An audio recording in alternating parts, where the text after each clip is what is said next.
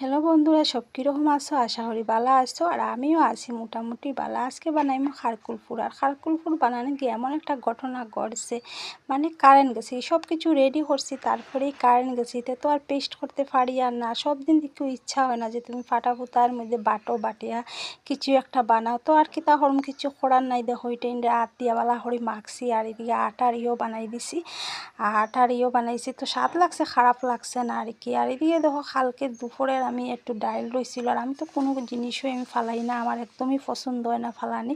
তো গরম পানিত গিয়ে একবার শাড়ি সইতে পুরা জ্বলি গেছে গিয়া, মানে যেদিন তোমার মানে কোনো একটা লাগবো আর কি, এদিন আর সব দিক দিয়ে একটা না একটা বিপদ আইবো আর কি।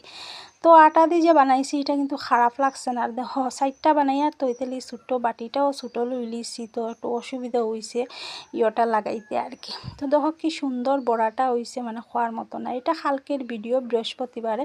কালকে বৃহস্পতিবার গেছে, বৃহস্পতিবার বাকি সব রাখি দিছিলাম, তো রাত্রে পরে বানাইছি। আর পেঁয়াজগুলা ফালাই দিছি, দুপুরের তো হয়তো গন্ধ হয়ে যাব গিয়া। তো ঠিক আছে বন্ধুরা, টাটা।